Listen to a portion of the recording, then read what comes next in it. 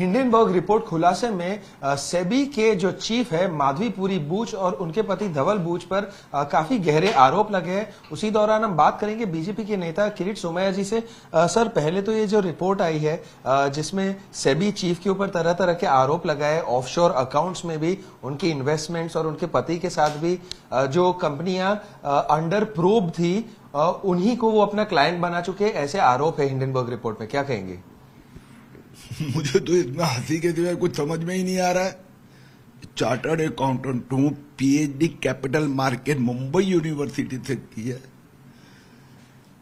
First time SEBI chairperson एक professional person को बनाया गया, तो स्वाभाविक है उसका फाइनेंस कैपिटल मार्केट के ऊपर ज्ञान, अथॉरिटी। दोनों पति पत्नी 25, 30, 35 साल इतनी हाई पोस्ट में रहने के बाद में उनका 100 करोड़ समझो दोनों की सेविंग्स है, और तभी वो दोनों बाहर रहते थे, तो वो कोई ना कोई म्यूचुअल फंड में इन्वेस्ट करेंगे ही। अरे मुझे तो कभी कोई यहां पर हंसी आती है कि विपक्ष के नेता बोलते अरे जांच किस चीज की करो, क्योंकि ये तो 2018 के पहले की घटना है। अब 2018 के पहले प्रोफेशनल ने अगर गलत किया है तो हिंडनबर्ग जाके राहुल गांधी जाके उसकी शिकायत करे ना। लेकिन जब 2023 जनवरी अदानी घोटाले की जांच समाप्त हुई, सुप्रीम कोर्ट ने क्लोज किया। सुप्रीम कोर्ट ने कहा कि 24 में से 22, 23 में तो जांच पूरी हो गई है। सुप्रीम कोर्ट ने सेबी को कॉम्प्लीमेंट दिया। उसके बाद में जब हिंडनबर्ग की जांच शुरू हुई, उसने जो शॉर्ट सेल किया था उसके कारण ये, मैंने पूरे उसके आरोप पढ़े, माधवी बूच, धवल बूच ने जो स्टेटमेंट दिया वो पढ़ा। देयर इज नथिंग रॉन्ग, कोई कनेक्टिविटी नहीं है। दूसरी बात, उसकी टेक्निकलिटी कितना परसेंटेज उसका है 2018 के पहले।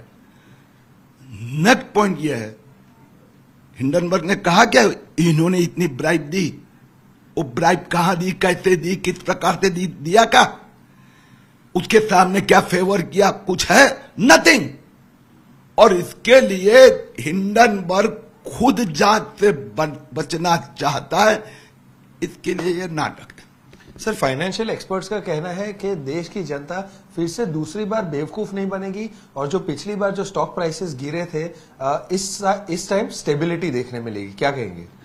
स्वाभाविक है। देखो, मैंने जैसे स्वयं का परिचय देते कहा कि मैं बीजेपी सांसद, लेकिन मैं इन्वेस्टर ग्रीवेंसेस फोरम का अध्यक्ष हूं, which is an reputed organisation recognised by all the regulators.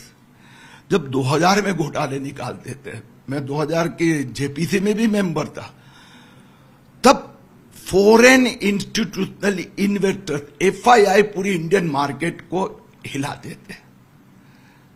आज जनवरी 2023 के घोटाले के बाद में 3 करोड़ 20 लाख नए डीमेट अकाउंट खोले। अभी 15.5 करोड़ डीमेट अकाउंट होल्डर्स यानी मिडिल क्लास स्मॉल इन्वेस्टर्स है इंडियन कैपिटल मार्केट में। 2020-21 में निफ्टी 7,500 था, आज 24,500, 30% रिटर्न मिल रहा है। और इस बार भी अगर हिंडनबर्ग या उसके पीछे जो फोर्सेस होंगे वो शॉर्ट सेल से पैसा कमाना चाहते होंगे, तो उनको सफलता नहीं मिलेगी।